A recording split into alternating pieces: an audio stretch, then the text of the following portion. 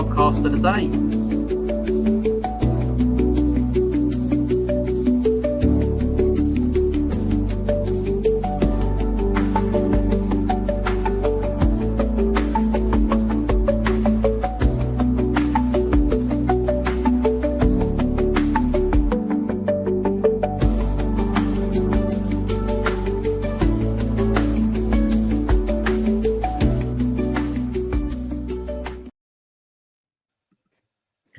Welcome to episode 47, season 2 of the SNLF podcast. We're back with a full complement this evening, unlike some teams missing centre backs yesterday evening, and having a little bit of what's the word? Not a moan, a whinge, a cry about it. I don't know. One of the four. Anyway, everyone's here this evening. Mike, welcome back. Good to be back, Trev. Gareth, Alien, I've missed you all. I wasn't here either, mate. Gaz back as well. Yeah. Yeah. Good, how are you? What on earth is that you're wearing? That's a United shirt. I thought it looked a bit like something I'd clean my car with, but anyway, there we go. Chris, how are we doing? All right. Ever present, I think you're the only one. I think so far. Yeah, well, yeah, possibly. I'll give it a few weeks. I'm sure I could let the side down. The stat man, the only man with a 100% record. How about that? Who saw that coming? Probably a statistician. Probably some guy. Statistician, Gaz. Statistician. That's the one. That's the one. Person. Yeah, a static person. As you might notice, no special guest this evening. We did approach the most wanted person for the podcast, and he decided not to respond. So there we go. We're just going to have the four of us chatting along this evening. But hey, that's not a sign of things to come. But that club hasn't been following us since the start. So there we are. There we go. So it's only one of three, so you can work your own way around that one. As always, plenty going on in the world of Sussex non-league football. So without further ado, we'll crack on and get underway. Just quickly, just to narrow it down even further, I think we're about to talk about them straight away. So there you go. That'll narrow it down even further.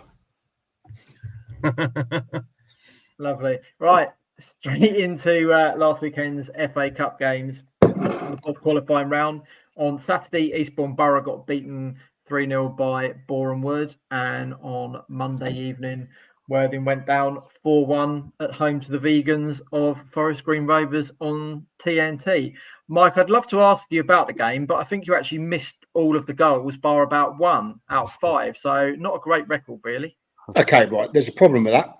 So it's been at the FA Cup or trophy, whatever it was thing. You're not allowed to drink outside. So you don't even know which competition it was. What a start. There was over 3,000 there. I think 3,003. You're not allowed to drink outside. So that ruined my night completely. However, you can drink in the bar inside and round in the containers bit. Look, at the end of the day, Worthing started well. I thought, I don't know, I didn't see what it was like on telly so much, obviously, but I seemed to have enough possession, didn't have a lot going forward. And Forest Green, you could tell their class prevailed. It was always going to be, obviously, when they were 2-1 down, Worthing, it's like a cheeky little bet on the draw. And then immediately as I clicked bet, Forest Green went and scored. So I just went back in the bar, and by the time I was back in the bar, it was still 2-1 on telly. So I was a bit of a time traveller. And I went in there and said, look, it's 3-1, everyone's looking at me. And then suddenly they score on telly. So, yeah, just to let you know, there is about 25-second delay. Yeah, there is always a delay. Chris, Gaz, did you both watch the game? Yeah, I watched it. Like Mike said, go on. Yeah, I was unlucky in one sense. Well, I say unlucky. No, I wasn't. It was poor planning on my part. My dad rang. We speak every week, but he couldn't speak on the Sunday, so we spoke on the Monday. And I said, yeah, I'm going to watch the Worthing Forest Green game.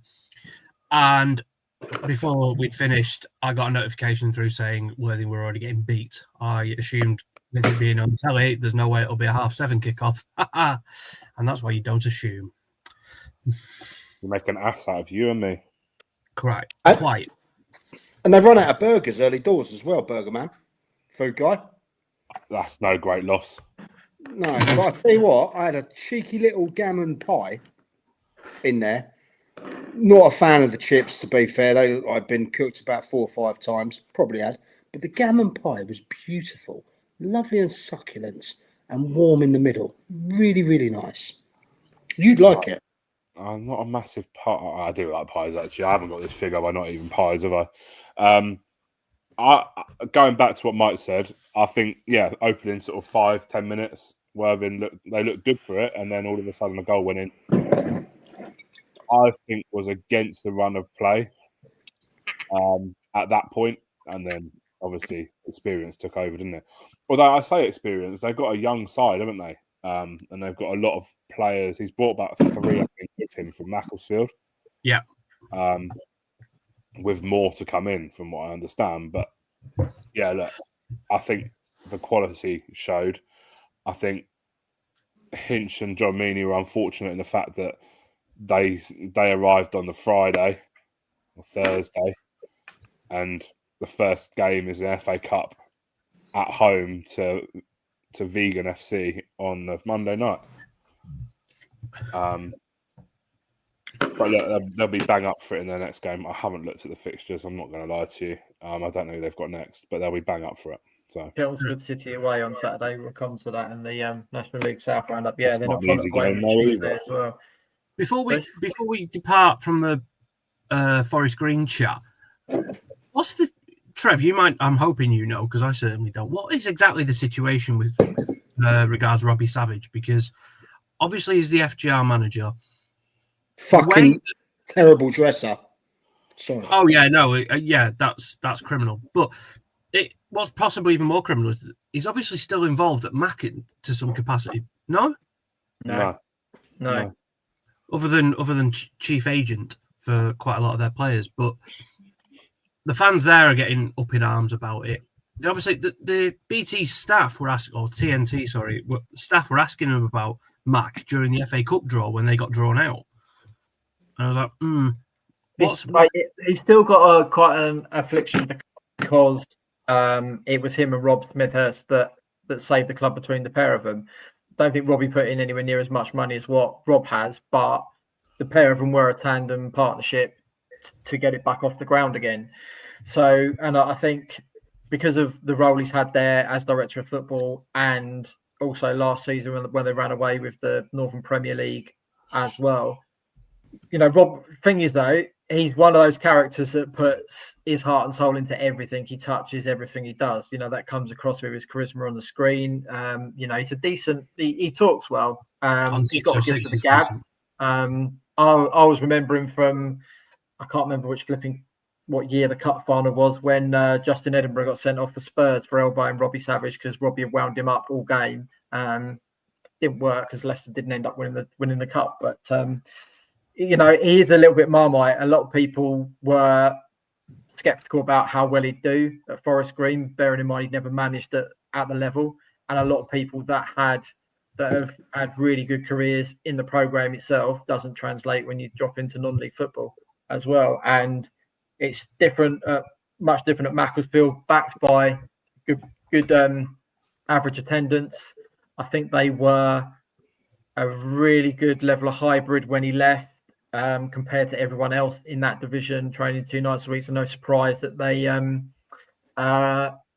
know, that they ran away with it by 20 points. And potentially there's probably a few at Mac that are disappointed that he's not there, you know, giving it a good bash in the National League North. But good budget down at Forest Green. They're expected to be in the top 2 or 3. I don't think I had them quite as high as that. But as I can't see York finishing as champions now, could be Forest Green.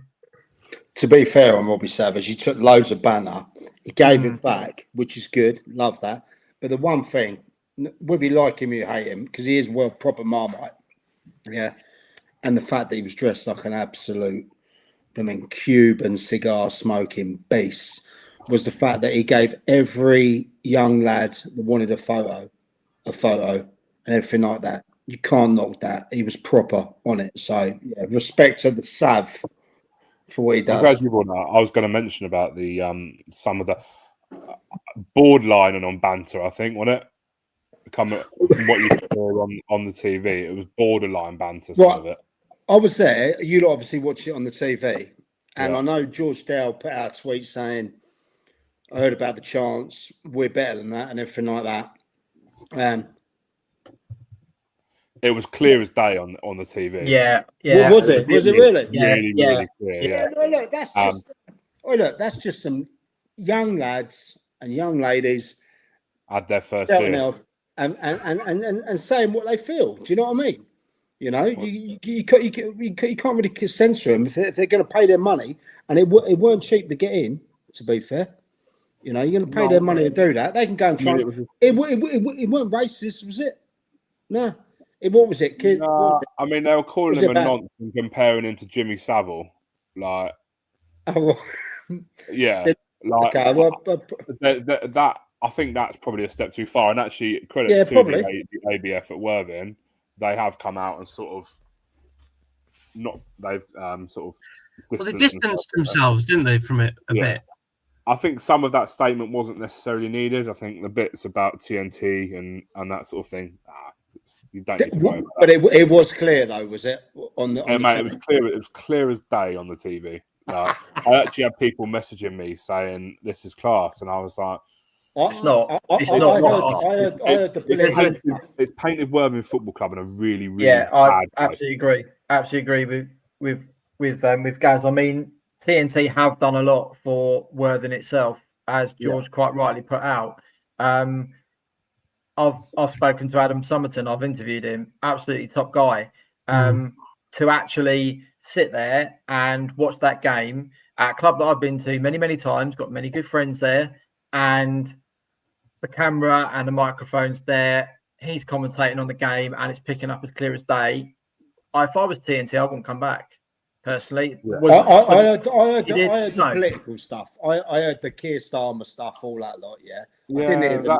I didn't hear the stuff. Sort of that happens everywhere. The stuff against TNT, I don't was warranted, and it does. It paints the club in such a bad light that it's the sort of thing. You know, TV companies would go, do you know what? I don't think we'll come back again. We'll go down the road. We'll go to Eastbourne Borough. We won't get any of that potentially. Why won't you get any of that? I'm just saying, potentially they could go anywhere. They could go anywhere. But why won't it be different anywhere else?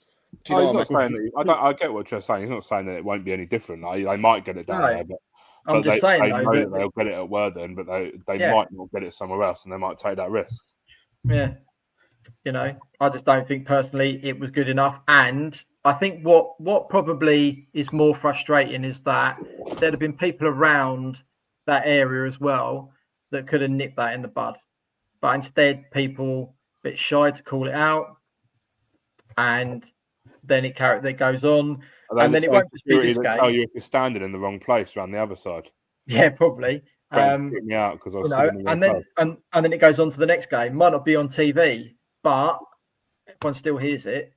You know, there isn't a place for it for me in non-league football. If you want that sort of stuff, go and take it off to the Premier League, where I don't really care what goes on there. If I'm quite honest, that's a fair point. To be fair, like I said, all I really heard was the political stuff. You know, so and I didn't hear. So it is what it is. I mean, Robbie's going to track what he does wherever he goes, and for him, it's water off a duck's back, and it always will be. He's probably got far worse than that at National League grounds this year. I can guarantee that, especially when they play at home and they're serving up vegetables. For what it's worth, I think Robbie Savage is absolutely class. He dresses like a bit of a prat, but I actually really like him. As I said, he gave all the young uns and that one the photo he had time for. Do you know what I mean? So respect to that. And that's a mark of the guy as well, particularly that late at night, you're that far away from home. Like, to take the time out for people like that, I thought that's a bit of a mark of a man for me, really. So yeah, fair play to the lad. He's a bit of a look. He says some daft things, but he's in the broadcast game. You have to say daft things occasionally in the broadcast game, it seems. So that's my excuse. You just got to listen to this every Wednesday to realise that. Yeah, exactly. It's my excuse. Right. Where are we off to now, Trev? Well, I forgot actually, it's the FA Vars first round this coming weekend. So we'll get into that next and then into the National League South. So a few clubs in the first round this weekend. Little Common are away at Shearwater. AFC Vardinians host Sutton Athletic. Haywards Heath travel to Molesey. Eastbourne United entertain Sporting Club Thamesmead. Staplehurst Monarchs head to Guernsey. Peacehaven and Telscombe are on the road to Hyde Town. Infinity are away at AFC Aldermaston, and Fisher host Stenning. So not a great amount of our side still left in the competition, bearing in mind it's only the first round as well. I'd expect to get probably 2 or 3 through, but maybe not too many more than that. I think Stenning have probably got the toughest afternoon to Fisher as it goes. But Stenning not in bad form at the moment. Fisher mid-table in the Southern Counties East Premier at the moment. So, half a chance there. But did I see that Joe Ben came off injured last night? It weren't his shoulder, was it? I don't know. Because I know he's had major problems with that shoulder. He's had 2 or 3 bad injuries. Pop-outs, yeah. I don't know. Wasn't there. Couldn't tell you. Right, let's crack on past the FA Vars. Good luck to everyone that is playing this weekend. And let's get into the National League South. Just the one game last weekend, obviously, because the other 2 sides were in FA Cup action. And Horsham picked up a point in a 1-1 draw at Dover. This coming weekend, all 3 sides are on the road. Worthing, as you mentioned, head to Chelmsford City. Eastbourne Borough are at Maidenhead United, and Horsham head to Tunbridge Angels. Then on Tuesday evening, all 3 are on the road again. Worthing heading to Chesham United, Horsham away at Dagenham and Redbridge, and Maidstone United versus Eastbourne Borough.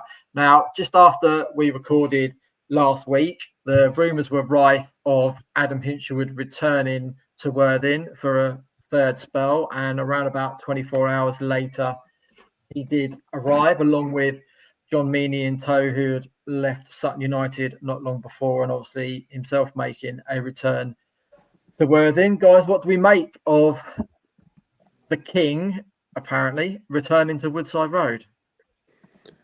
Who wants to go first?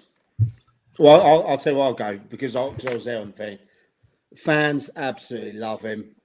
He walks on water for them.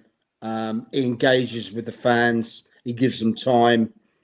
He left on good terms. They always...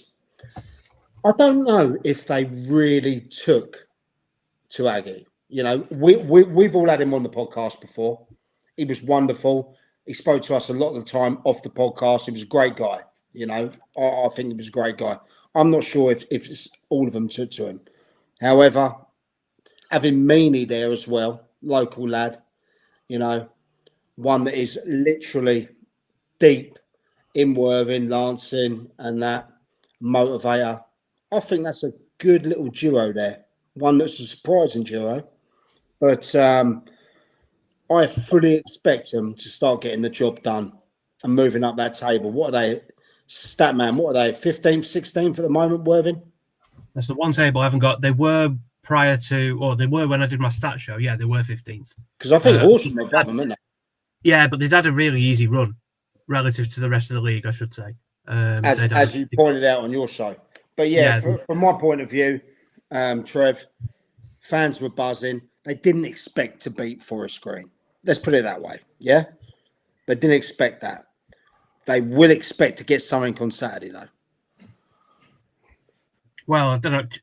Did you say they're at Chelmsford? I mean, that's not an easy place to go by any means. A, it's a right trek. Well, where Chelmsford? They're about Essex. Out of the playoffs, aren't they? Yeah, full time though. Big difference, Trev. You're right, big difference. And a few of them are saying that. There was a couple of things I was hearing as well from a few people that know. Wheeler, because he works in that. It was the fact that he's not getting the full days, the days training. The 4 days a week. Right. It's a bit like that's not the only one. Yeah. So from what I'm hearing, then from those people, is that correct, Trevor? Yes. Yeah, there are 2 others that are still part time alongside Nicky Wheeler.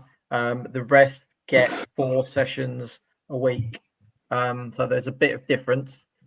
But some of those are evenings and some of those are mornings. So you've got that hybrid-y kind of type, not quite full-time, not quite part-time. But again, hampers a little bit because when you're trying to work on things, you know, especially when it's set pieces and stuff, and people need to be in a certain specific position for that to work. When you've got a couple missing, who could be 2 or 3 big players as well, can make a bit of a difference. You know, it's the furthest progress Worthing have made so far in terms of personnel and people.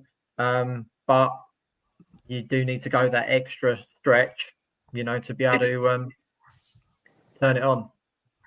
I agree. But yeah, for the vibe is they are super happy.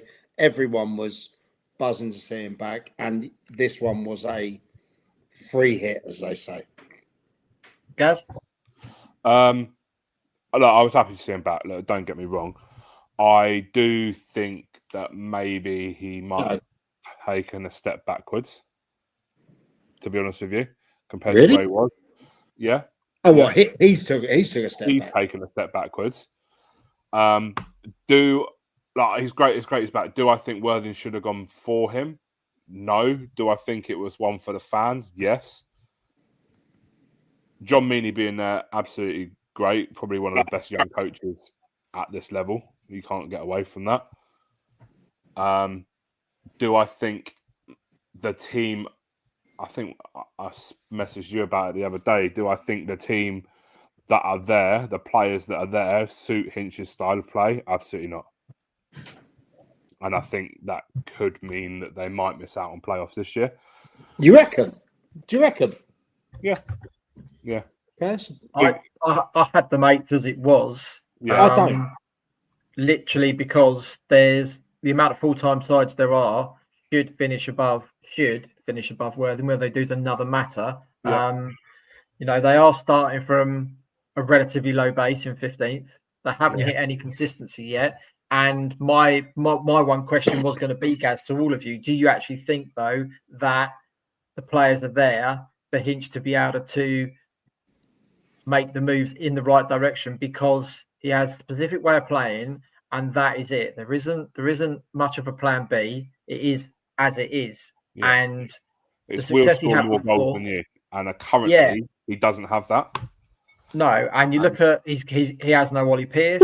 Where do you find one of those? I've been having this a chat this week with a few people. Henry Winter posted it up on his Substack about the lack of number 9s and goal scorers, because in the academies they want them to do everything else as well as score goals. And I turned around to him and said, it's exactly the same problem in non-league as well. You find me proper number 9s these days, and you could probably say half the teams in each division, if they've got one, it's not a brilliant one. And if they have got a good one, you're counting probably on one hand. That's how much the game has changed, because everybody is pigeonholed and tunnel vision down this one system. And will that mean that Adam's got to alter his own principles in order to get up the league? Can he ship players out because he's got a lot on contract? And we saw what happened at Bognor last year when players didn't fit. It ain't going to be that easy to get them in and out. Now, I'm assuming he's seen at least something that he thinks will work, or this year's going to be a transition year. Yeah. Do you not also think as well that he's coming back down south? His boys tearing it up at Brighton. Do you know what I mean? In there, closest to home. He's obviously loved down there. And do you not think he maybe feels like, it's a bit of an easier role? Because look, let's not forget what he did at York. Weren't he unbeaten when he was got rid of? Yeah. They were unbeaten. Yeah. So it's not like he was doing anything wrong up there, was it? Well, clearly, because he got the sack. What was he doing wrong? They haven't won, I don't think. They've drawn 4 games or something. They've drawn 4 and won 1 out of the first 5, I think, or something like that. Well, clearly he was because the owner sacked him. The expectation, I think, they're up there is a completely different to what is here. The thing is, he's come here and so when he went to York, he had to. The crowd were like, "Who's this guy? Don't really know who he is." And they were on his back from day one up at York. He's not going to have that kind of pressure from George, from anyone at Worthing. I don't think the pressure. I don't think will be there I don't think the pressure will be there this season. I think the pressure this season it will be sort out who you want to keep for next season, and then move it on next season. So you don't think they'll get playoffs? No. Trev? No, I don't either. Alien? After their start with a pretty amenable run of fixtures, given where they're at now and who's above them, no. Wow. But don't get me wrong, I'm happy to be proved wrong. Lone wolf in this game. I'm a lone wolf. I'm a little bit with Gaz as well. I think it's a little bit ambition-less because of what he did at York last year. His stock's really high. He's an EFL manager in the waiting. Proved that in turning a club round from 20th to 2nd and being 6 points away from the title last year. And it does feel a little bit like a backward step to me. I get all your side of it, Mike, as well, about the familiarity of returning south, because a couple of people have said that to me. But does it then make other clubs look at it and go, actually, is he going to match our ambition if we ask him to be our manager? Because he's gone backwards rather than at least at the same level. There's been a few National League jobs come up that have been around that, again, we thought he would have ended up at Sutton. All the shots come up this week. It's another Southern one. Eastleigh was available.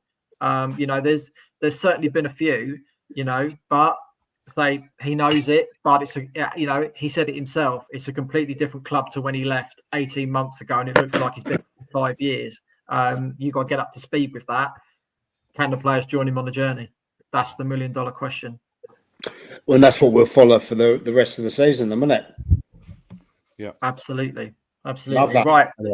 That's what's 27 next? Minutes on Worthing. We've got another 70 odd clubs to talk about now. Big things. Right, let's get into the Isthmian League Premier Division results on Saturday. Chichester City beat Lewes by 3-0.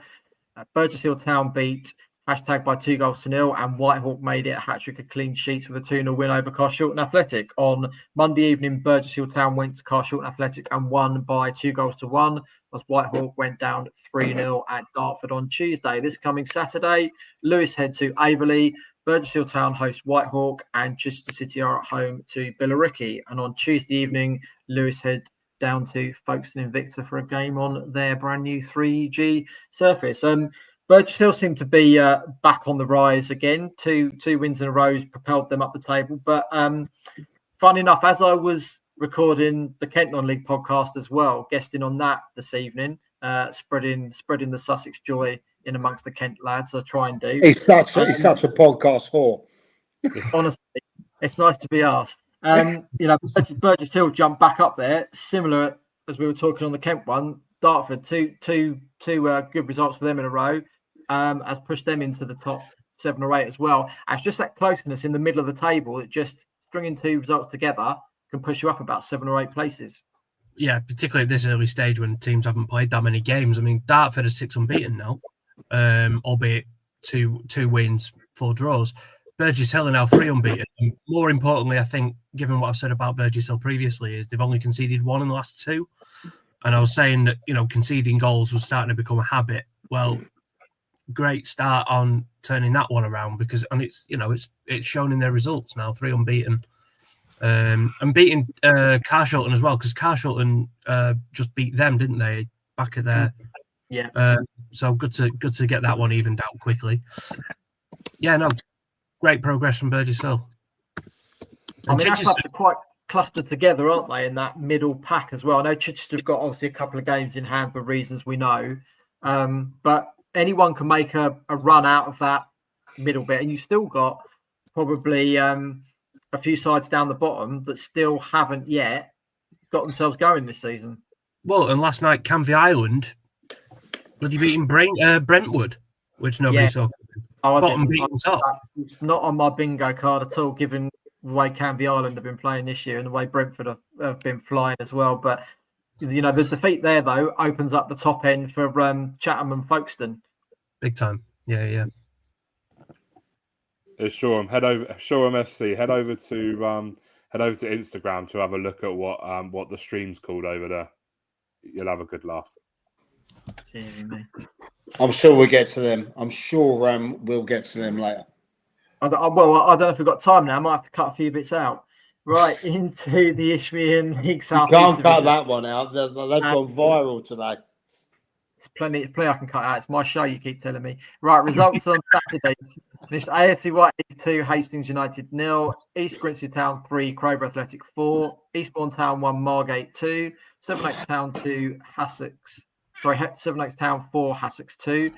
Broadbridge Heath went down 3-1 at Sittingbourne, and Three Bridges beat Deal by the same score. Then on Tuesday evening, Broadbridge Heath thumped Eastbourne Town by 5-0. Crowborough Athletic went down 2-0 at home to AFC Croydon Athletic. Hastings United lost 1-0 at home to Sittingbourne, and Three Bridges drew 2-2 with Jersey Bulls. This coming Saturday, Broadbridge Heath host Sheppey United. Crowborough Athletic got a visit from VCD Athletic. East Grinstead Town are at home to Ashford United. Eastbourne Town host the leaders AFC Croydon Athletic. Hassocks head to Erith Town. Three Bridges are away at Herne Bay, and Hastings are at Mersham. On Tuesday evening, Crowborough Athletic make the long trip to Deal. East Grinstead Town head to Faversham. Might as well catch a lift together, those two. Yeah. Broadbridge Heath are down on the coast at Hastings United, and Three Bridges are away at VCD. Chris, should we start with Eastbourne Town, or would you rather we do Crowborough and AFC Croydon Athletic first?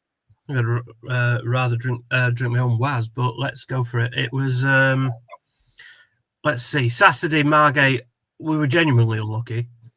Played really well, took the lead in 20th minute, Aaron Capon.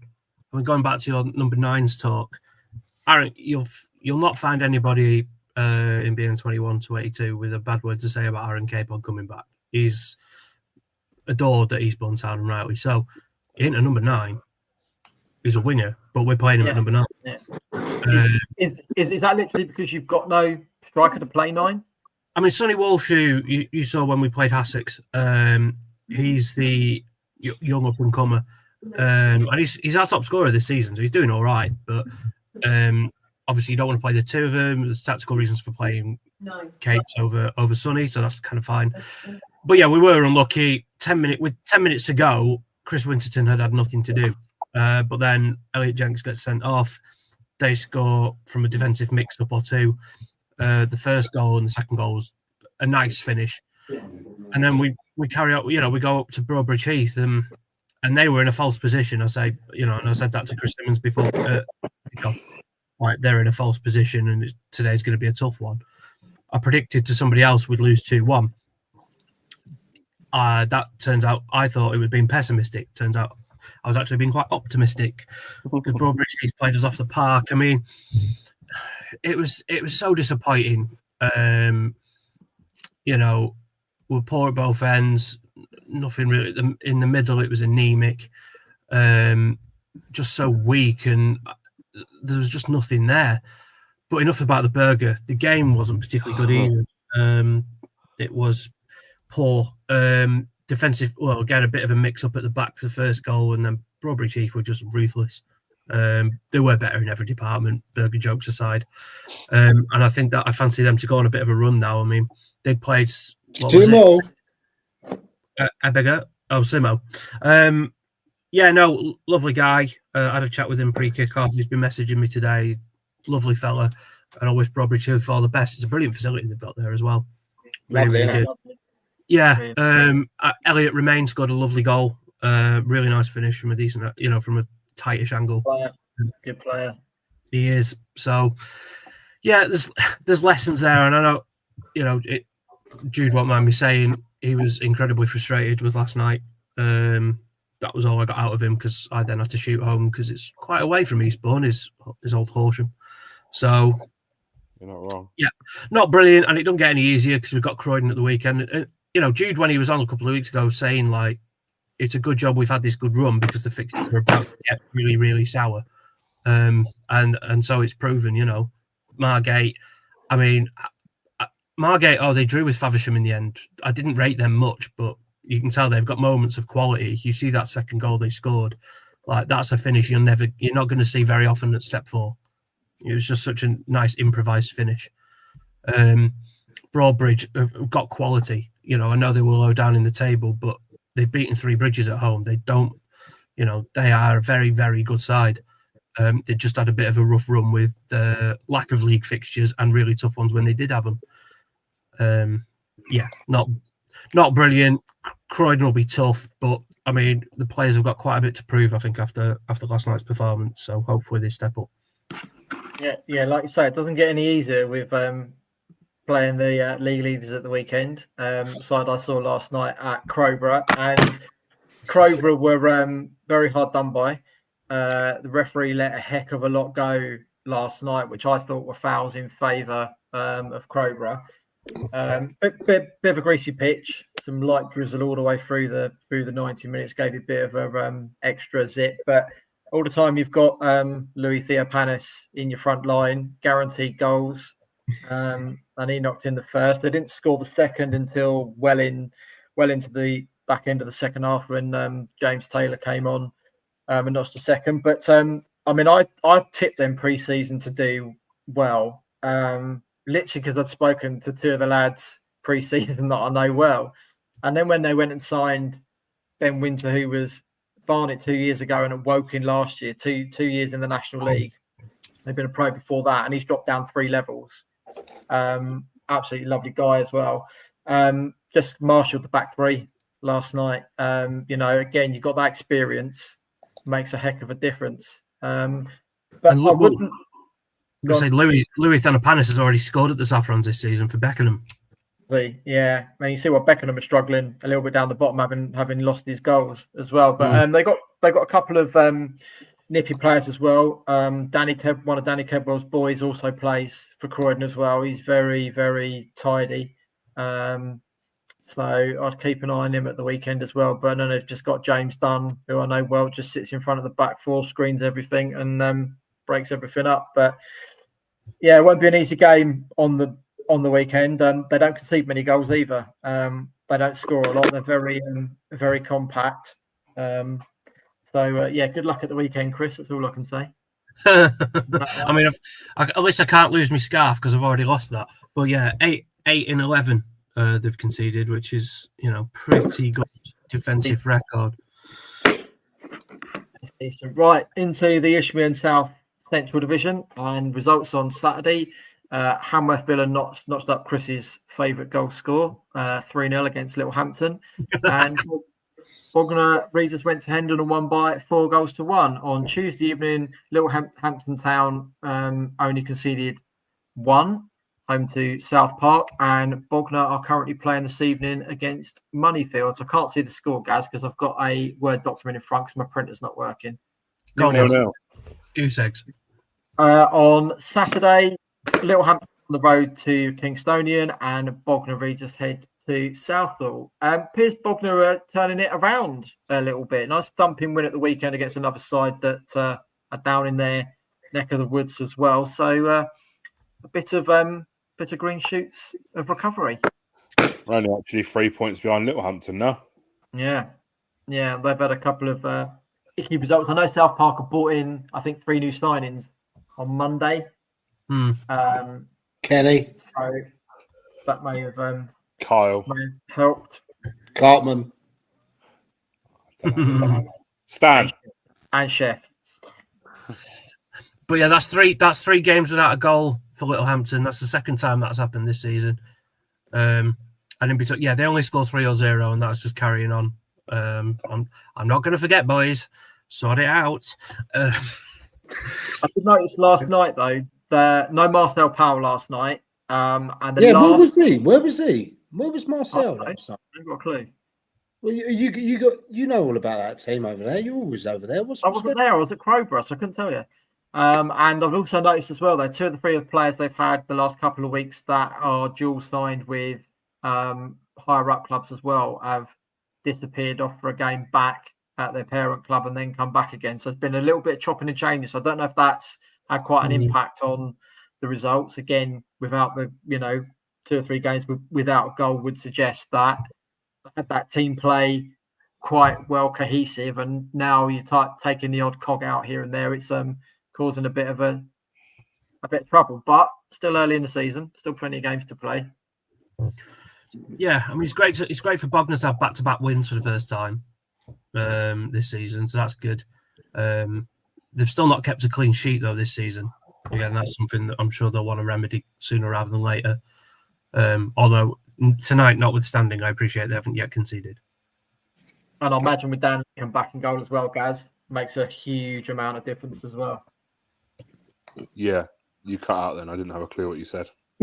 And he just answered and went, yeah. Looked blankly all evening, so it didn't make any difference to me. I said Dan Lincoln back in goal. Oh, yeah, absolutely, yeah. What a goalkeeper he is. For starters, you look at some of his old clubs, some of his ex-clubs. Truro last season, at the end of last season, as they got promoted. Yep. So that'll be a massive, massive confidence boost for that back four. I'm sure of it. The run of games that they've had recently has coincided with him being back in the sticks. So, yeah. Yeah, it certainly helps as well when you've got your own keeper rather than you're relying on a lone guy that could go back at any point. He's not been there the entire season, as he doesn't know everything about the club. But then because they're transitioning so many players at the moment as well, as another 2 or 3 left last week as well. No doubt it's going to be a few more incoming as well. Yes, absolutely. Right. Southern Combination Premier Division time. Results last Saturday. Guernsey won 2-0 at Lancing. Crawley Down Gatwick won 5-0 away at AFC Vardinians. Hayward Heath Town beat Eastbourne United by a goal to 0. Horsham went down 2-1 at home to New Haven. Little Common beat Midhurst and Eastbourne by the same score. Pagham beat Bexhill United by a goal to 0. Peacehaven and Telscombe won 2-0 at Rothie. Shoreham lost 4-3 at home to Lingfield, and Stenning Town beat Seaford by 5 goals to 0. Forest Row 4-0 winners at Wick on Monday evening. Forest Row 4-0 winners again at home to AFC Vardinians. On Tuesday evening in the Peter Bentley Challenge Cup third round, finished Rothie 2, Godalming Town 6. In the Sussex RUR Charity Cup second round, Worthing United 2, Seaford Town 1. In the Premier Division, Little Common 1, Peacehaven 2. Shoreham 6, Guernsey 7. To Stenning 3. Hayward Heath also hit 7 at home to Lancing, and Eastbourne United beat Lingfield by a goal to 0. This coming weekend, it's Horsham YM at home to Pagham, Rothie head to Midhurst and Eastbourne, New Haven are at home to Bexhill United, and Seaford host Crawley Down Gatwick. On Tuesday evening, the Peter Challenge Cup third round, Lancing head down the road to Worthing United. In the Sussex RUR Charity Cup second round, Horsham YM at home to Peacehaven and Telscombe, and Shoreham at home to Thursley, both 7:30 kickoffs. Lockswood host Rothie and Stenning Town at home to Pagham.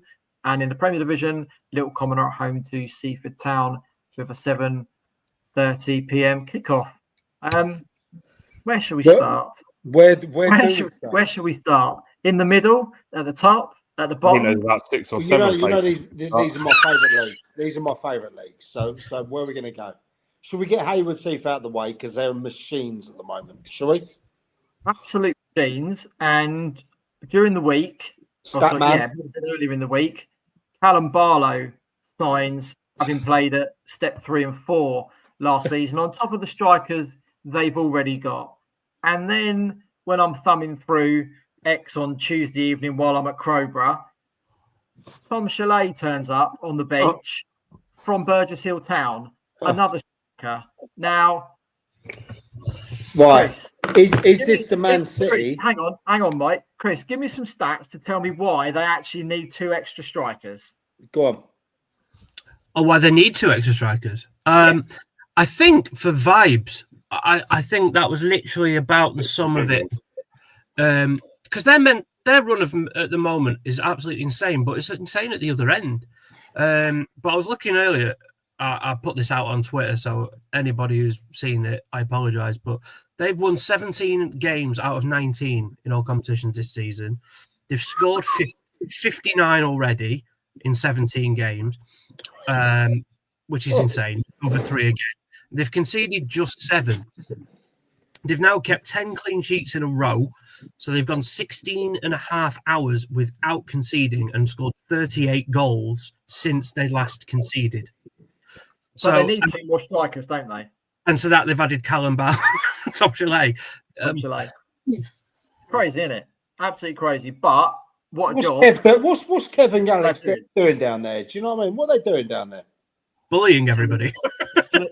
They did it standing last year, but doing it a bit earlier in the season as well. Yeah, I mean, Cal Barlow got 2. He scored 2 last night, didn't he? I think against. Yeah, Cal got 2. Tom came off the bench and got 1 out of 7 as well. They've got just so many options. It's almost ridiculous. It's almost like a cheat code. It felt like I said, the dominance they showed at New Haven the previous week, and New Haven, by the way, who've since won at YM as well, so they're back on it. And New Haven just had them at arm's length. It was a bit like that Simpsons episode. And I'm sorry, New Haven, I'm going to do you a grand disservice here, and I do not mean to, but it was like that Simpsons episode where Homer was fighting Jedrick Tatum. They remind me, Trev, of that Chelsea side. Do you remember that 2004, 2005 side? They conceded about like 14 goals all year. Literally, absolutely disgusting at the back. They lost one game. They lost one game that season, and I was at it. There you go, jinx. But look, I don't think anyone at Hayward's Heath wants to see Chris at all this season. Kevin, the boys, and the chairman Steve down there, they're doing a great job. But they know as well as we know, weren't they in this kind of position a few games before last season, and it all went tits up. You know what I mean? So they won't be sitting on their laurels. I think they've won 9 and lost 2 around about this point, which is when they changed manager. I think around about now, and then Sussex went. But they did they had someone kind of alongside them. Like Sussex, I think if they won their game in hand, they'd be within 2 again. So whereas this season they are just streets ahead already. They haven't conceded since the 6th of September. They haven't conceded since September. That's since the 6th of September. 6th of September. And it was only only in the 5th minute of that. Wow. Yeah, they've not conceded at home since in the league since the opening day. Wow. And look. But that's how you defend. That's a really, Hayward's Heath know how to defend, which pretty much sets them apart in this league, I think, Trev. Yeah. Yeah, pretty much. Yeah. I mean, looking at the table, only Pagham really get close to Hayward's Heath on goals conceded, and they've conceded 4 more. Double. They've conceded double. Exactly. Well, yeah, actually, no. Heath are in the Vars of the weekend, aren't they? Yeah. But look, they're doing a great job down there. There's some really good guys down there behind the scenes as well, especially with the chairman and his beloved partner. There's some good people I respect down there. So look, long may it continue, but they're there to be shot at now, aren't they? They are, but no one's shooting straight to beat them. But underneath them, though, Forest Row side, who are doing their best to keep pace, is a nice little race again for those playoff places already developing from 3rd down to about 9th at the moment. Although Peacehaven win their 1 game in hand on most of them, you can add them to the conversation as well. Grant's doing a great job. He knows that. He knows I like him. He's a great supporter of this. He's doing a great job down there, especially, they've come up and that. And he will push them all the way. 100%. He'll keep them honest, put it that way. Grant will keep them honest. Well, and I think in signing Dan Perry as well, I mean, that's a real statement. That's a statement, isn't it? Yeah, well, he's scored 6 in 6 since he joined. And you've got someone like Aaron Hopkinson, who'll be one of the more creative players in Sussex, loading the gun. Like that's not a bad pair of signings, to be fair. Although Hopkinson did get sent off at the weekend. Almost said something I shouldn't have done then. But yeah, that is from Forest Row in 2nd down to, like you say, Peacehaven. I mean, yeah, Peacehaven win their game in hand. It'll be to Roffey 11 points in 8 teams. Not much in that at all. A lot of time, a lot of games between those sides as well for those positions to be changing round. I'm rubbing my hands. I can't wait. I mean, when you think everyone's only played about 10 or 11 games as well, Yeah. we're not massively into the season. There's so much football. On this, I mean, I'm sure we're going to come on to this in a second. Sorry, Mike. We're going to come on to this in a minute, but I was looking at the stats earlier because obviously this week we've had quite a lot of, even the last few weeks actually, we've had quite a lot of teams scoring quite a lot of goals. Last season in the SCFL Prem, we had 8 times where teams scored 6 or more. We're already on 9. So there's been there were 3 last night, but there's been quite a few shellackings already, which I don't know if that's just because the league's becoming a bit more separated out. Up for discussion. I don't know, but I was gutted. I missed the Pagan boys last week. Old Lemmy, Aaron, and Warren, and that was gutted. Yeah, another good result. Another good result for them. Them beating Bexhill. Bexhill are not a bad, not a bad side either. That's a good win. Good win, and of course Harry Giles getting the winner after recovering from his sore throat, Chris, as well. Yeah, it sounded like he was on death's door. To be fair, so that's didn't he? Yeah, great recovery from the lad. Well played, Harry. And a fair play, Warren, for offering his apologies out to Harry as well as he come on and knocked the only winner in. I suppose we're supposed to be better go to Shoreham, haven't we? I suppose Well, bit of a game last night. Can we just check in on how many views their post has got at the moment? 67. Because how many? 67. Because, right. I've got a lot of time for Shoreham. That they treat us really down there. Stuart, the chairman's a great guy, one I have massive respect for, and me and him love a pint. 3.7 million. But they obviously have gone viral today. 3.7 million views on their game the last night. That is it already the game of the season? I don't know. It's a 6-7 game. I suppose it depends which way you look at it. I mean, when you put in the WhatsApp group last night, it was 5-2. I thought, Guernsey are 5-2 up. And I said no. And then when you went, no, sure, and I'm like, excuse me. And I thought, well, I know Guernsey have had a couple of misdemeanors this season already where they've come a crop up that we didn't expect. But then while you're trying to watch a game, but you got suddenly a bit of an interest in this one, and then I'm like, obviously I haven't got my WhatsApp notifications turned on, so I'm going having a look at it every so often when there's a break in play with an injury and stuff.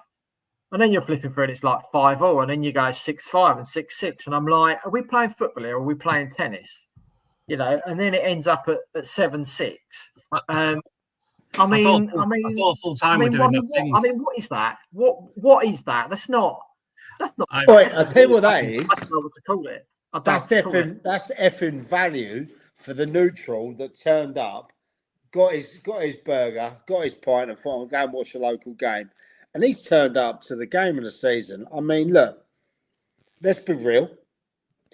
If you're 5-2 up at half time, you're expecting to win in anyone's league. That's a fact. Yeah. I don't care what manager you are on that. That is a fact. And that.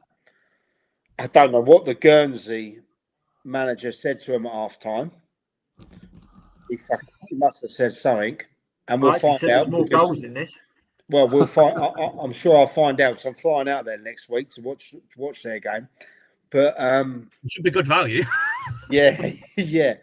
But at the same time, were Shoreham expected to beat Guernsey last night? Yes or no?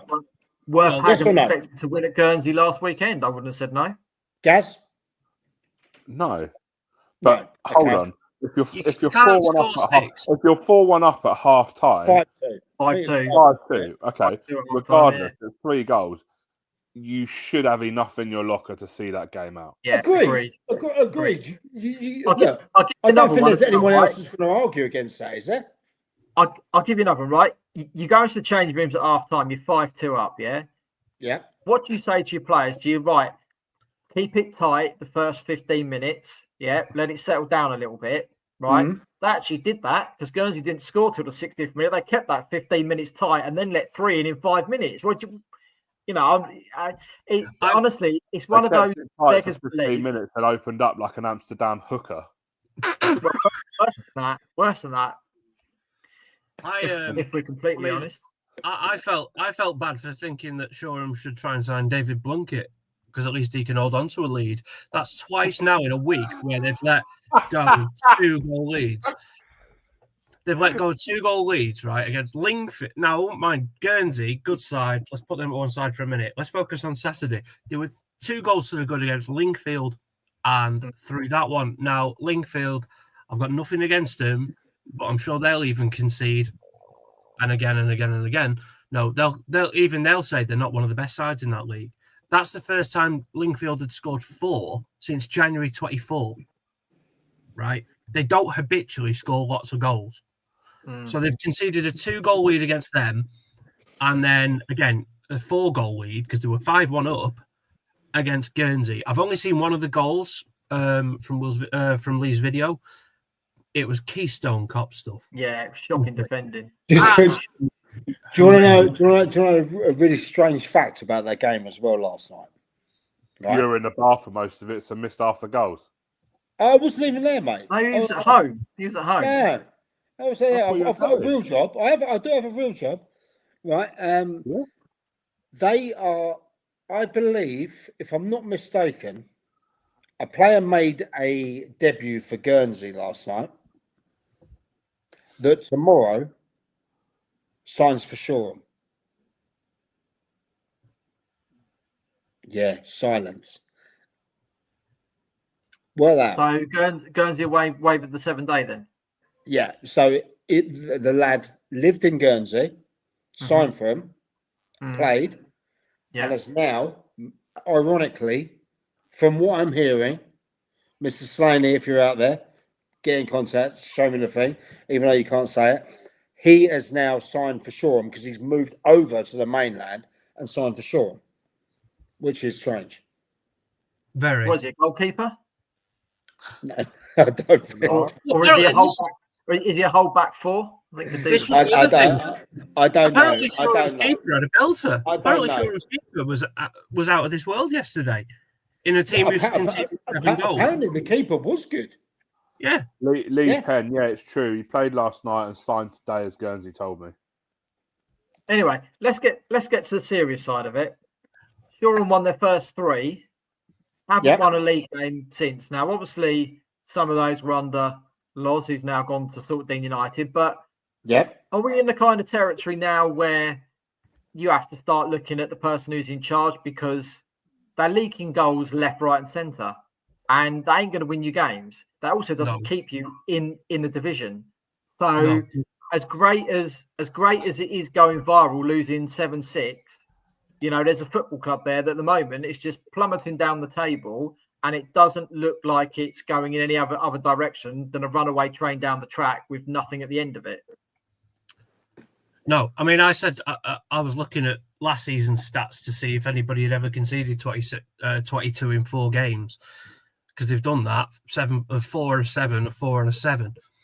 The only team who did that last season were Loxwood. Now, Loxwood also started the season pretty well, but they ended up being relegated on goal difference. They conceded over 100 goals. Now, Shoreham going forward are fine. Like, they've scored 12 in their last 6. That's not bad. That's more than Peacehaven have got, but Peacehaven managed to pair that with winning games every now and then. So Peacehaven got 13 points in their last 6, and Shoreham have 0. Despite scoring fewer goals. It's pointing very, very rapidly in the wrong direction. And particularly when you've got teams below them like Crawley Down Gatwick, who I said were due a few points. And, they hadn't been getting slapped. Yeah, they've not been getting slapped in any game. And I said they were due either a run or they were going to, sooner or later, they were going to slap someone. Sorry, Van Dien, that happened to you. But that's a 5-0 win. So if they start to pick up form, that's another team who are going to leapfrog Shoreham.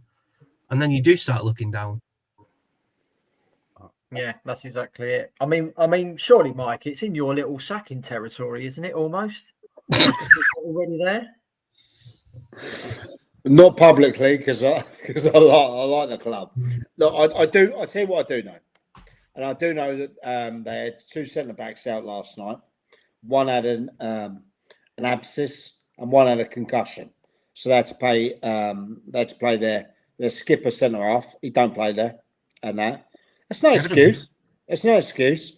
I do know they will have a more settled side within the next 10, 14 days. Similar to what Seaford had to go through back in the day. So I do know that. Of course, judge them on that afterwards. Look, no one wants to go in at 5-1, 5-2, whatever it was at half time and lose.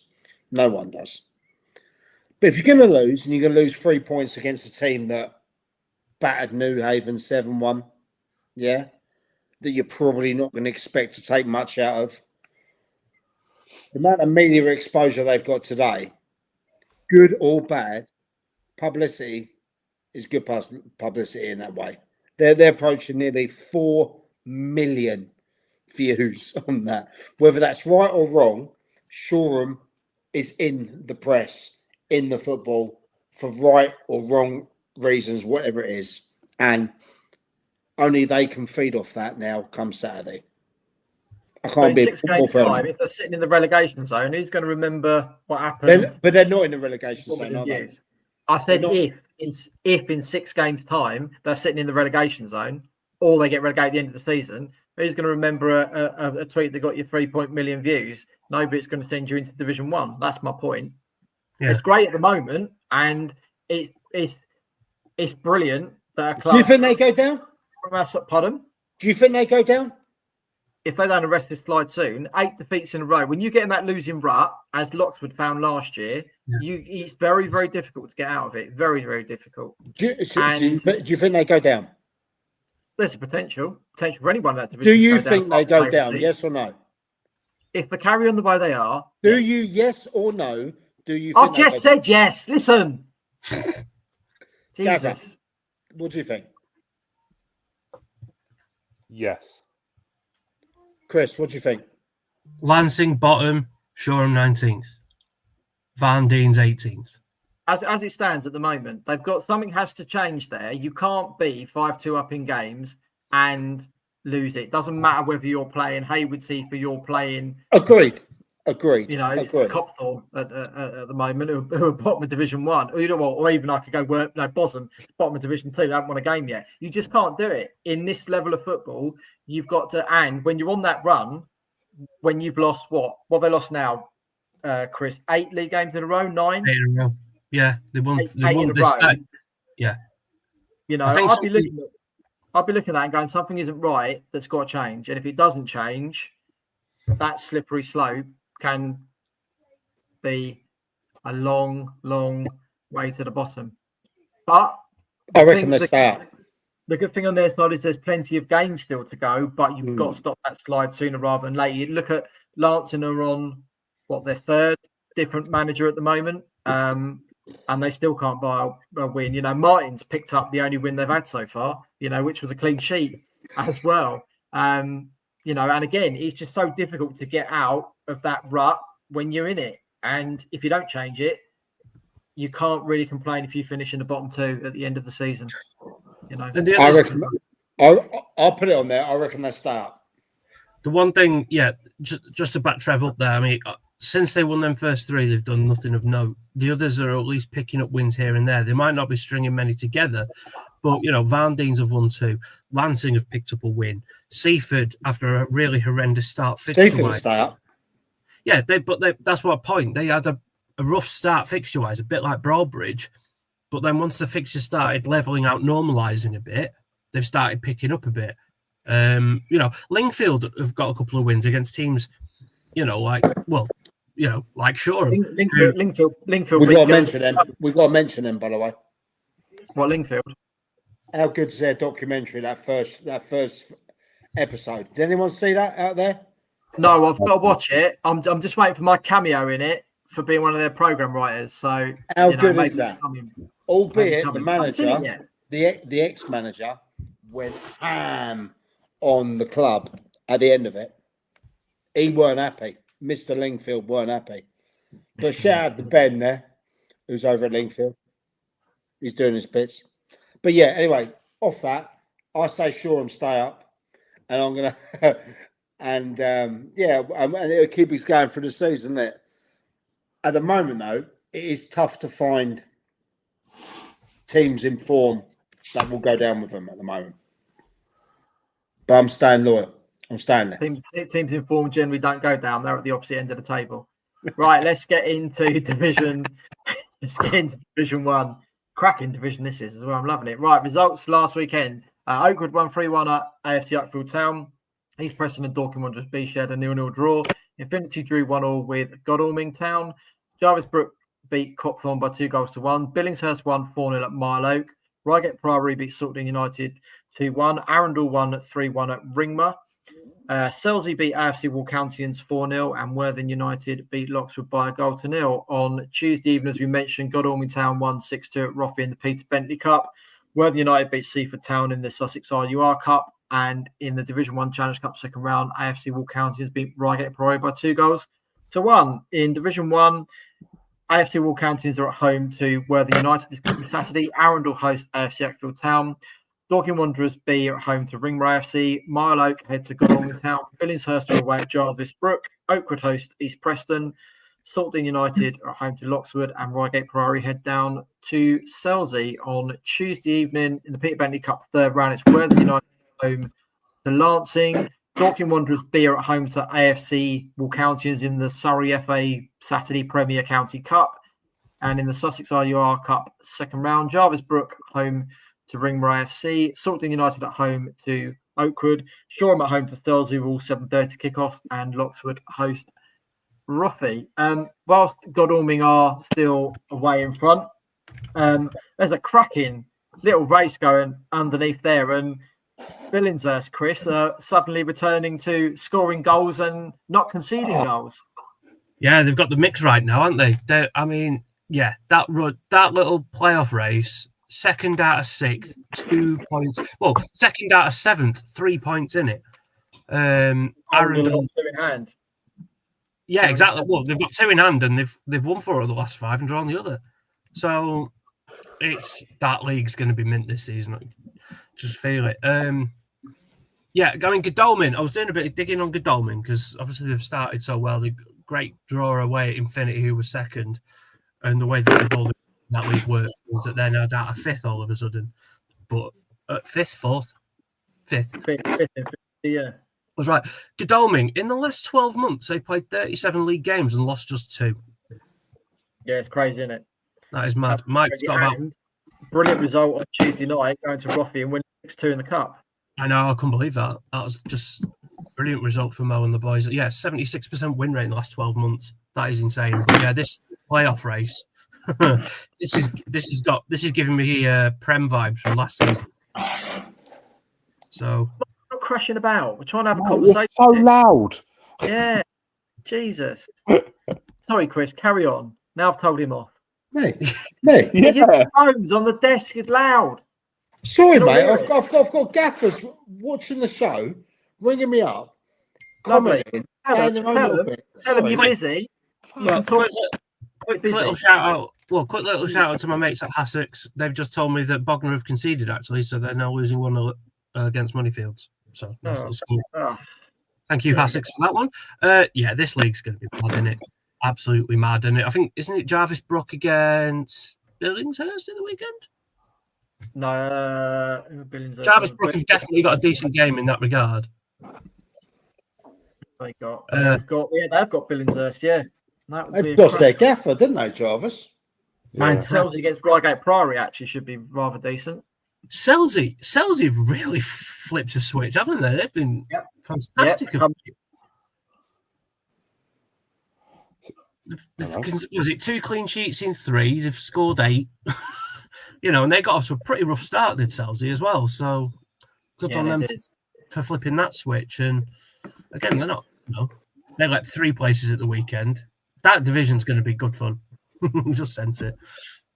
Yeah, well, it was last year, Mike, wasn't it? The playoff race in Division 1 was as good as the playoff race in the Premier Division. At the end, yeah. 100%, without a shadow of a doubt, you know. Like I said, you know, I love these two. I love these two leagues and that we have there. But how good's the job Mo doing? Well, yeah, again, the result we pulled out Tuesday night as well at Roffey in the cup. I mean, I don't know what kind of side Roffey put out, if it was a little under strength, but even so, was it 6-2? Was it 6-2? Yeah, Roffey are no bad side. No. Roffey a decent side, mate. But for me, Billingshurst, they've crept up there. They were the team that Alien was talking about early doors. The 3-alls, the draws, the 4-3s, the team to go see, you know. I'm not sure if you can creep up on anybody scoring and conceding at that rate. Well, they were good, Gaz, when we saw them at Infinity, weren't they? Yeah, solid. Like, I should have won it in normal time, to be honest with you, but we won't go into that again. We won't go there again, no. Yeah. No. But yeah, it's really good, good to see as well. One of the smaller clubs. I see Worthing United are still there or thereabouts, aren't they? Yeah, they're hanging in there. Reigate Priory come up nicely into third as well. And again, and we said with Jarvis Brook in there, it's a nice little race between all of them, and there's just so few points between them. And that's not right off Arundel as well. No, we said that, Mike. If you'd been concentrating, mate. I'm sorry. Right? What's more important? What's more important? Do I need to kick you off the pod and we'll carry on with the three of us? Keep me off the pod. I'll still keep writing the checks. Don't worry about it, mate. It's all good. Oh, I've got two phones. I'm so important. Get a life. Billingshurst. What I will say for Billingshurst as well: 4 clean sheets in a row. 4. And well, that's it. It's gone now. Their entertainment value, isn't it? Their last 3 results: 4-0 at home, 5-0 at home, 4-0 away. Like they're doing bits at the minute. They are doing bits. What are you saying? Where are they finishing? A Billingshurst morphing from Shoreham into Hayward Heath. Where are they finishing? Billingshurst. Yeah. I'm hoping better than they did last year because they started really well and kept it up. And then when the wet weather came, because their pitch is notoriously bad when the weather comes, it doesn't drain very well, and they lose a lot of games. They fell away. But like I say, from when we saw them at Infinity the other week, you know, they might have let 4 goals in, but they were pretty good, weren't they, guys, going forward? Even defensively, they weren't at all bad. Infinity were good going forward as well. I'll be surprised if that playoff 4 isn't about as it is now. I'm a little concerned on Jarvis Brook because of the managerial change. I don't know who's going to go in there, whether they'll just fall away a little bit. They'll be okay, but I think they might fall away. And again, it's whether have Arundel peaked too early, bearing in mind last season they sort of spent half a season sort of dilly-dallying, and then suddenly Craig woke up and clicked his fingers and they went on a run. Have they done it too early this year? Don't know. Well, I reckon Arundel have made the right decision by putting Joss in charge. 100%. I do. They announced it yet? Huh? They actually announced it yet? Well, they should have. Joss is the manager. I don't care. And what was the guy's name? Dixon Gill, yeah. The same guy that was at Reigate Priory pre-season, East Preston during the season, went for the Milo job, went for another job, and then ended up in Arundel and lasted 1 day or 1 game. Yeah, however, 100% record. Exactly, Trev. Exactly. Out of the Mike McCaffrey School of Management. Well, to be fair, there's not many that does 2 games 100%, but that's for another pod. I was starting to think that was Arundel's management model for the season going forward. Just have somebody new in every week, just see what happens. Yeah, I think everyone knows. I think everyone knows behind the scenes what happened there. In the way that maybe his ethos didn't fit the players' ethos. You know, maybe that's what happened. Maybe there might have been a little problem there. I don't know, but whatever happens, whatever happens, you know, I think they gave the job to Joss, and he should have it now. And I was there for his one game in charge. Huh? I was there for his one game in charge.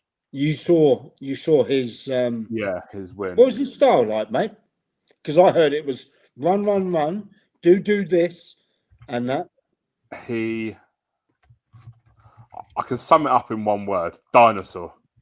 Look. To be fair, the guy's 73. The guy's an older chap. He's been around a long time. He's had a wonderful CV. Very good CV. But one wayward pass, you got to remember, it's a step 6 football. One wayward pass, the arms are all up in the air, and I think in his head, he kicked every ball from the edge of that technical area. Did he? Yeah. Well, I haven't been there. Could you have imagined him at Shoreham last night? There'd have been arms going everywhere, wouldn't there? Arms and legs. I haven't been back to Arundel since I left the club, to be fair. At step 6 football, and a club who I know for a fact don't have a budget. They don't pay. Agree. Yeah. They don't. To demand what he was demanding from the players, I think might have been a little bit too much. Yeah, and with that brethren of players, and they're a tight knit, and they're a good bunch, good lads. You know, they probably come in there and saw. Do you know what I mean? What's this geezer on? Okay, so look, I love Joss to bits. He is one of the best coaches around. That's a fact. He does his thing at Brighton and that, yeah. Now he's got the chance in the hot seat with Jimbo. So, good luck to him. Yeah, I want him to succeed, without a doubt. I think we need to get Joss on, don't we? Joss needs to come on and have a Joss won't come on, mate. He doesn't like any of the media stuff. It's bad enough getting a phone call out of him, let alone a text or a podcast. You know, that ain't going to happen. But he's hello out of him at a game sometimes. But he's a 100%, one of the nicest and best coaches around. Fact. Yeah, he is a nice lad. Right, let's get into step 7. Cool. Well, that was a while, wasn't it? That was a minute. I know, that was a long while. I've been waiting. Right, results last Saturday. Sussex Intermediate Cup first round. Upper Beeding lost 2-0 at Billingshurst Reserves. Ferring beat Horsham Crusaders by 5-1. Russington won 3-1 at Ninfield. Rotherfield beat Bottom by the same score. Southwater beat Sheffield Seconds 1-0. Chester City B won 4-1 at Sovereign Saints. Storrington and Dale United drew 1-1. With Storrington going 4-3 on penalties, and TD Shipley won 1-0 at Crowhurst. In Southern Combination Division 2, Hailsham Town 4, Alfold 0, and Rudgwick 4, Brighton Electricity 1, Worthing Town 2, Capel 4. This coming Saturdays, AFC Brighton Rangers against Ferring, Worthing Town head to Bosham, Chester City are at Capel, Hailsham Town host Storrington, Russington are at home to Rudgwick, Southwater host Upper Beeding, and Brighton Electricity head to TD Shipley. In the Mid-Sussex League last week, the Mid-Sussex Senior Cup, Charity Cup first round, B and Dons 4, Shoreham Seconds 0, and 4 Seconds 1, Linfield 2. Also in the Sussex Intermediate Challenge Cup first round, Westfield won 4-1 at Polegate Town, Cookfield Rangers beat AFC Vardinian Reserves 2-0, Hollington United beat Rye Town by the same score. In the Premier Division, Holland Sports beat Reigate Pro Reserves 6-4. And French's Athletic went down 2-1 at home to Balcombe. Next Saturday, another Sussex Intermediate Cup first round game at Ringmer AFC Seconds against Punnett Town. In the Premier Division, Balcombe host Cookfield Rangers. Holland Sports are at home to Crowhurst. Hollington United head to Polegate Town. Linfield are away at Reigate Pro Reserves. Rotherfield host French's Athletic. And Westfield are at home to Shoreham Seconds. In the West Sussex League, in the Sussex Intermediate Challenge Cup for their sides, Harting beat Roffey Reserves by 5-1. Jesters beat Angmering by 7-0, and Battletown won 2-1 at Watersfield. In the Premier Division, TD Shipley Reserves beat AFC Fishbourne by 3-1. Petworth went down 3-2 at home to Holbrook Athletic. In this coming Saturday in the Centenary Cup, it's first reserves against Ashurst United, Boys Club Old Boys against AFC Fishbourne, and in the Premier Division, Dell United host Harting, Horsham Crusaders are at home to TD Shipley Reserves, Holbrook Olympic head to Watersfield, and Wittering United host Hammering. There we go. That's all the results and fixtures rounded up. Team of the week we shall announce tomorrow because neither me or Gaz have had any deliberation. Haven't you decided, lads? Haven't you decided? No, because we don't actually need to announce it till tomorrow because it fits quite nicely right the way through the month. It's actually a sensible calendar month. Last week's who's in the run? I haven't even looked. I've been working. Sure. Really? I just want to know who's in the running. This all. Right, I haven't looked. No, last night's results count and Saturday. So it's Saturday, Tuesday, all the way through this month. That gives us Wednesday to try and have a look at it if we can, and then announce it on Thursday. And if not, we'll go through it on Thursday and announce it on Thursday. And that's how it goes. Last week's winners were Crawley Down Gatwick for their Sussex Senior Cup win over Littlehampton Town. Right, who's got any shout outs? Anyone? Yeah, I got one. Yeah, I've got a shout out. Go on, Mike. You go first, mate. Yeah, can I shout out Airport Cars of Worthing, please? No. Why not? Why? It's only my cousin's taxi firm, and he's going to do a little special if you say SNLF. If you ever do that for your pickups to the Gatwicks or the Heathrows. Right, I wish I'd known that in July when I went to Gatwick. Well, you should have asked, mate. But actually, why would you have asked? Why would you ask? Yeah. It's only because he just texted me and said, "Go on, shout out that." Unbelievable. Anyway, mine is. I'm assuming you did my shout outs for last week because I wasn't available, but yes. My shout out is. Glad you listened. Thanks very much for the download. I downloaded it. I ain't listened to it. No. I don't have time. Tim Pot, there's no burger review this week. You ain't listened to the pod he wasn't on last week. I haven't been to a game. I know, exactly. I've done more burger reviews than you today. Yeah, well, you haven't done them, have you? So, shout out to Luis Sarcastra at Worthing United, who hit 100 appearances for them last year. Last night, not last year. Last night. That's a very delayed shout out. 100 appearances for them last night. Guys, if you're on Instagram and you want us to shout out, I've done a post for the three guys last week. I've done a post for Brandon O'Neill, as I initially put it. And I did a shout out for Lewis as well this morning. If you want us to shout out your players for reaching these milestone appearances, just drop me a message and I'll do it.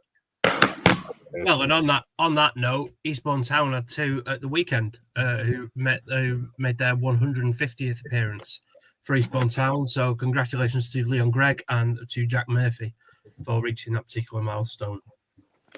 Here's an idea: send me a message with them, Chris, and I can shout them out as well. I mean, I did. I literally put it on the group chat, mate. Yeah, I don't read it. Really? Get him out of the group chat. I do. But bearing in mind, I started a new job. Bear in mind, I started a new job 2 months ago, and I appreciate, mate. You're always busy. You don't read messages. So, what do you mean I don't read messages? I read messages all the time. I'm two-phone Mike. Yeah. Chris, this is like watching Shoreham and Guernsey trade goals here. Yeah. What, grand incompetence on both, or what? To be honest, I can't wait. I can't wait for that away day next Friday at Guernsey. There's no defending. Let's hope it ain't a 0-0, eh? Let's hope it ain't a 0-0. I've used that. I might even sign if Giles is out there. Gilesy, if you're out there, mate. He commented fancy a minute little cheeky centre half. I'm in for that week. I'm in. He's in, but his hamstrings might not be. I was going to say, if you wanted a result from the game, I might give that a bit of a wide berth. But yeah, absolutely. Now, I keep hearing rumours. There's an app. I'm waiting for a download and looking for it, and it still ain't there. So what's going on? What? No one can see that because it's more. Why is Deadpool in the way? I need, right, okay, so this is right. So we had a nightmare. Okay. You had a nightmare. You had a nightmare. Who's this we? I had a nightmare. We had an, where do I start? All right, cut a long story short, cut the shit. Saturday on the what's it called? In the dugout. We're not going anywhere. It's there. There is live scores, club directory of over 150 different teams. Hang on, what happened to the problem? Oh, right. So here's the problem. So Can you stop drinking? That's the problem, Trev. Yeah, get something. But these told me if I get it in there, they'll send me some more. Well, the rest of us need some as well because it ain't just you. Right. Anyway, right. This problem We just want you to stop drinking. That doesn't help.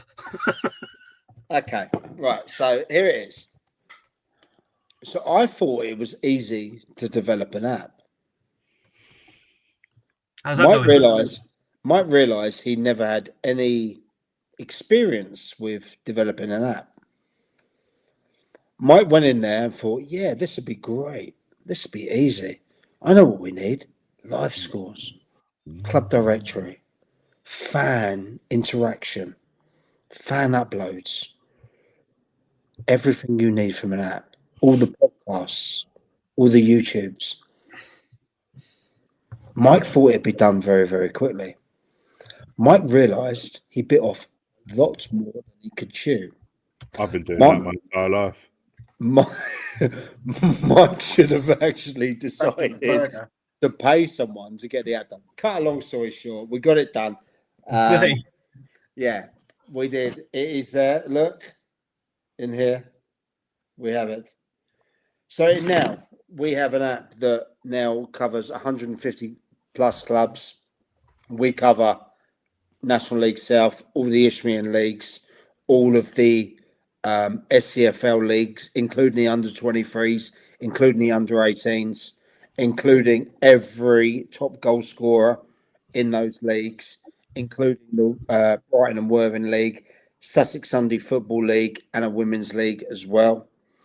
We do offer live scores. The problem we had is the system we had where we collated the live score ads to get the data.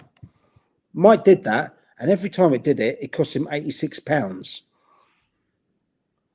And that happened 3 or 4 times in 190 minutes. So Mike looked at the numbers and thought, hello, we're giving away this app for free. Why the fuck am I paying £360 a time? Anyway, Mike realised he'd made a bit of a mistake. Anyway, this Mike sounds like a proper prat. Yeah. Look, mate. Look. Sometimes you've got to speak in the third person. Sometimes you've got to burn money to make money happen. Look, and I do this for the love of it. Yeah. It now has everything on it, including food guy, including stat man, including the teacher in the corner there, Trev, with his stuff. It has insurance on there. It has all of the podcasts. It has live scores, so you can follow now. As of Saturday, this Saturday, you can follow up 10 teams with their live scores and that, and you will get it entered onto your phone in a match centre straight away. Okay. So when can we download it? Friday in the dugout.co.uk. This Friday. You guys can download it tomorrow, but the other guys can download it from there. So look, we're giving this. And one of the best things about it is, look, you can follow your teams, you get your live scores and all that stuff.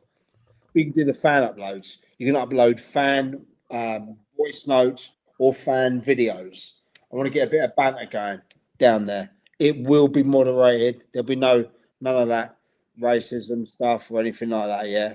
But it'll be proper football banter in there. And then when Chris decides to send me through all of his PDFs, you will be able to also have all the stats and that as well. So imagine an app where everything is in one. You've got it, and it's going to be free and always will be free. So there. Right, quick question. Go on. How many moderators are you going to have? 6 or I've 7? I've got 3 so far. Are 2 of them you on your both phones? If it was me, I'd just let it go. I'd just let it go. I'd just go, yeah, go on, let it go. But the biggest thing about this is we are training an LLM, okay, which is a languaging model, basically a mini AI. We are training something called Dougie.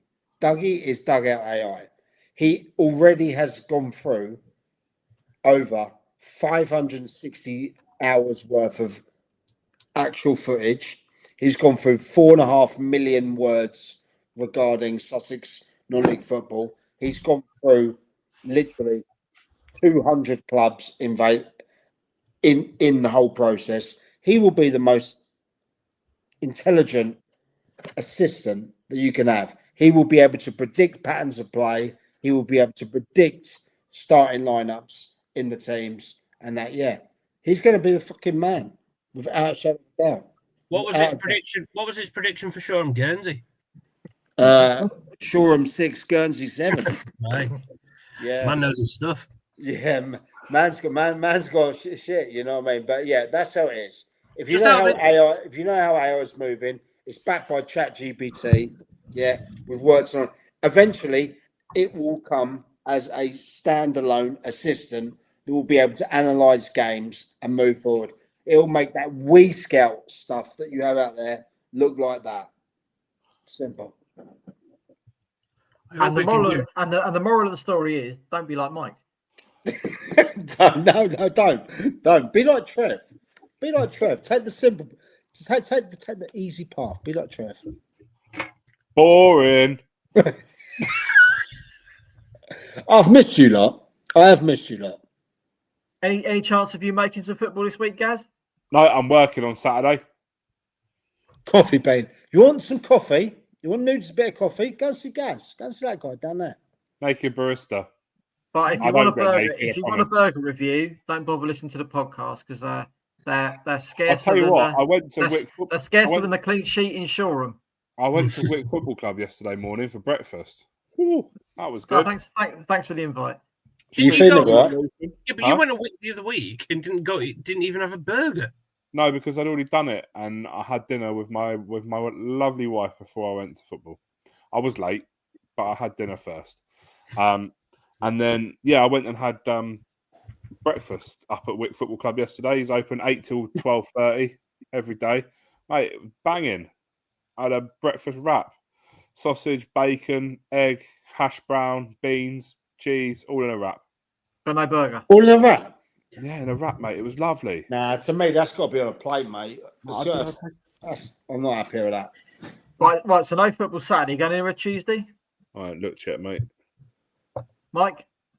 Saturday? No, because to be honest, mate.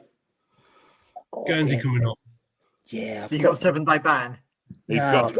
I've only just got off the last ban, right? And wife's come back. She's a midwife, yeah. She's just come back. Right? She's looking at me. She's seen this.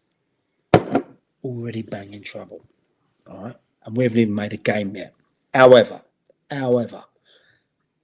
next Friday, naughty one. Take it out with old Pen. We're going over to Guernsey. Go and watch YM versus Guernsey. Got a little cheeky little tour around the stadium from the Guernsey, from the 7-goal thrillers there the day before on the Friday. We're going to stream all the Friday, all the Saturday, and then come back on the Sunday. So yeah, it'll be naughty, out of control, and I'll probably get banned. From going to football matches by the FA or from your wife? By your wife? I don't know what's worse, mate. Whatever's the easier option. And again, the moral of the story is don't be like Mike. Chris, where you off to? Eastbourne Town. Correct. Well, yeah, but on Tuesday. You say that like it's predictable, but and the wife just saw that as well, and she just messaged me. Yeah, definitely don't be like Mike. Thanks for watching.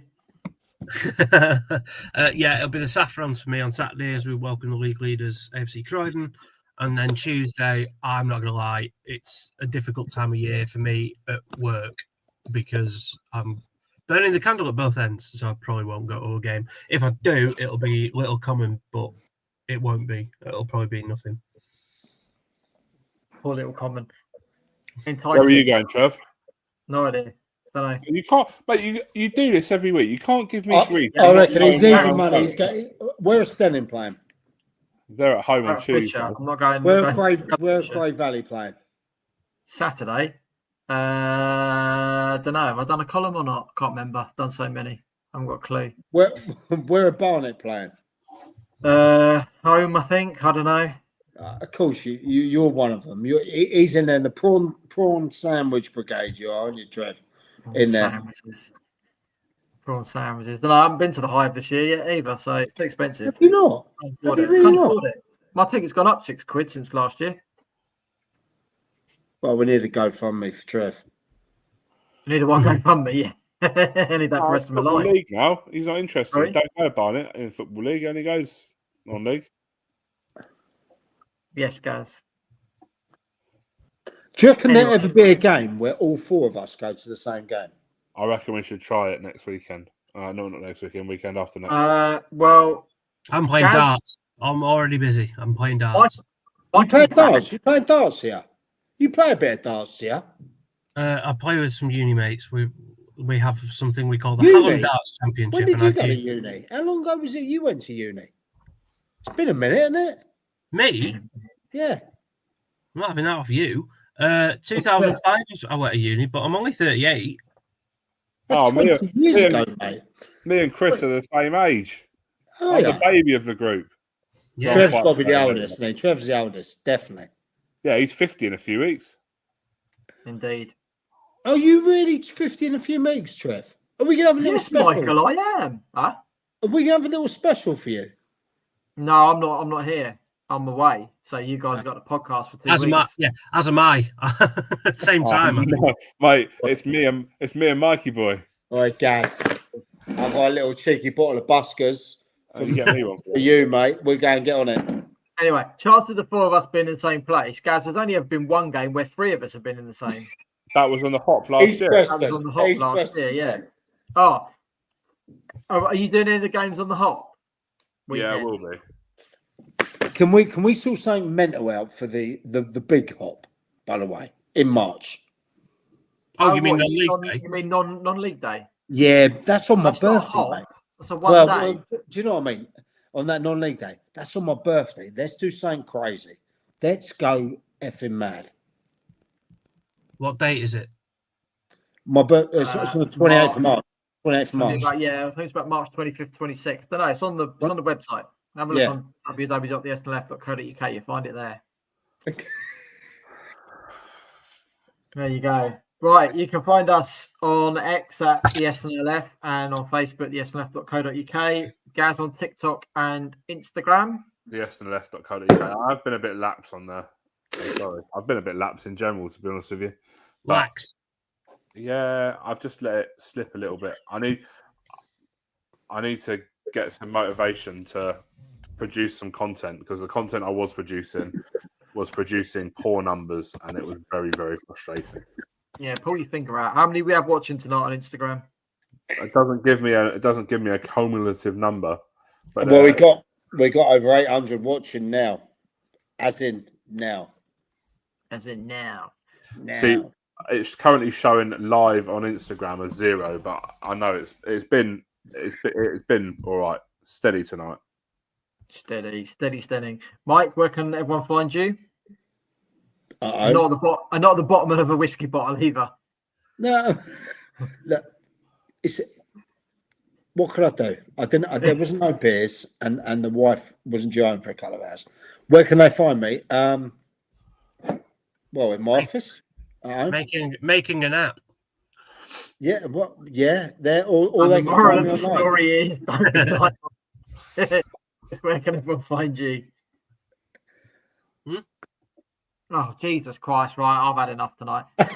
You can find Mike at Mike McCaffrey UK or at the me. Dugout Diaries. You Yeah. can find Chris at _Chris Pryor on Twitter. yeah. Or at the Saffrons, more likely than not. Jesus, that was painful. Right, enjoy your football, everyone. See you again in 7 days' time. Bye. Today, guys. Ciao a tutti.